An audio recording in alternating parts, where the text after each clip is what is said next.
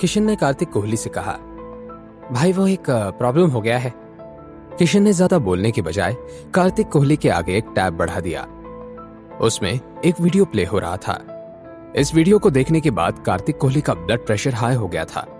जो बात कार्तिक कोहली को परेशान कर रही थी वो ये थी कि अगर उसके नासमझ भतीजे की वजह से आहान रायजादा नाराज हो गया तो ना ही उसका बिजनेस बर्बाद हो जाता, लेकिन रायजादा खानदान इस हरकत के लिए पूरे कोहली परिवार को शमशान पहुंचा सकता था। कार्तिक कोहली ने गुस्से से अपने भतीजे को कोसते हुए कहा, ये नालायक रोहन, पहले तो इसने कभी ऐसी कोई हरकत नहीं की थी, लेकिन आज पहली बार कोई गड़बड़ करी तो भी सीधा इसे आहान रायजादा ही मिला था। इस वक्त बेचारे कार्तिक कोहली को समझ नहीं आ रहा था कि क्या किया जाए। उसने परेशान होकर किशन की तरफ देखा। कॉल करो उस बेवकूफ को और कहो कि अभी के अभी उसने अगर वो लाइव स्ट्रीमिंग बंद नहीं की तो मैं उसकी जान ले लूंगा।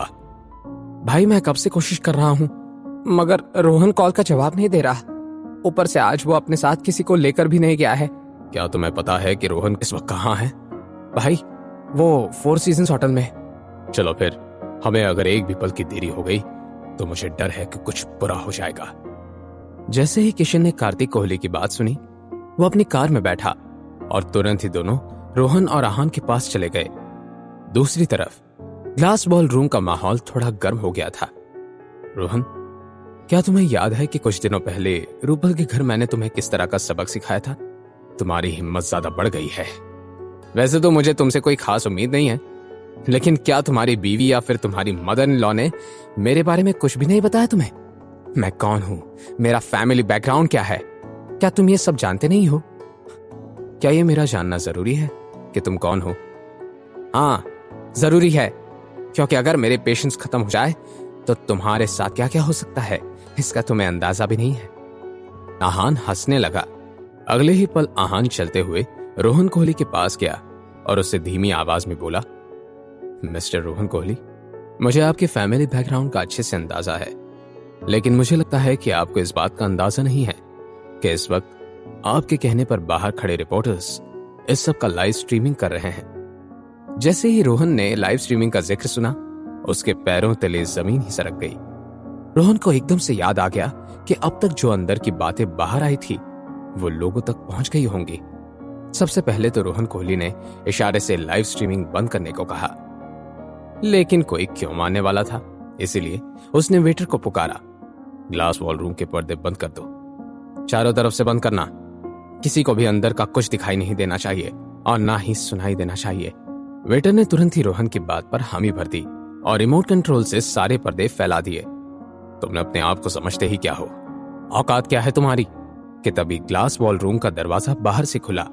तुम्हारी हिम्मत ज्यादा ही बढ़ने लगी है, लगता है कि अब मुझे तुम्हें अच्छे से सबक सिखाना पड़ेगा। ये बात किसी और ने नहीं, कार्तिक कोहली ने कही थी। कार्तिक कोहली के साथ उसका राइट हैंड यानी किशन भी खड़ा था। अरे नहीं, अब तो ये सब कार्तिक कोहली तक पहुंच गया है। नहीं नहीं, मुझे खुद भी माफी मांगकर ये मामला सॉल्व करना पड़ेगा। अपने चाचू को देखकर रोहन के चेहरे पर खुशी उतर आई। चाचू, आप यहाँ? वैसे ये मैटर खुद ही संभाल लेता, लेकिन अब जब आप यहाँ आए गए हैं तो मुझे कोई टेंशन नहीं है।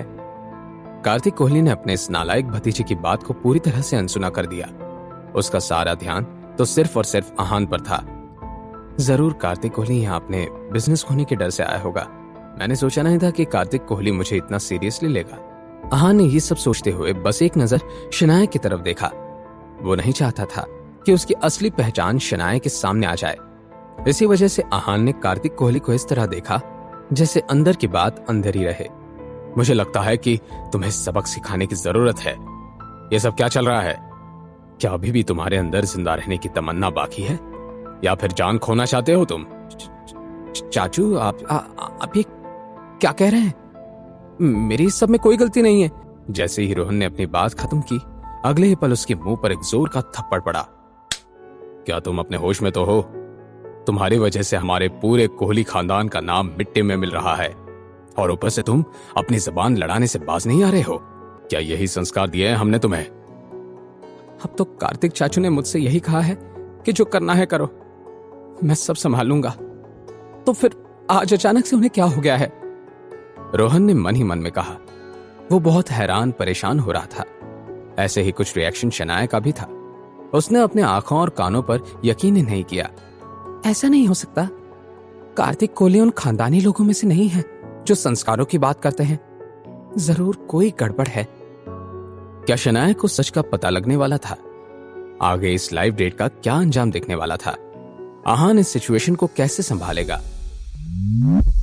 जानने के लिए देखिए अगला एपिसोड सिर्फ पॉकेट एफएम के YouTube चैनल पर।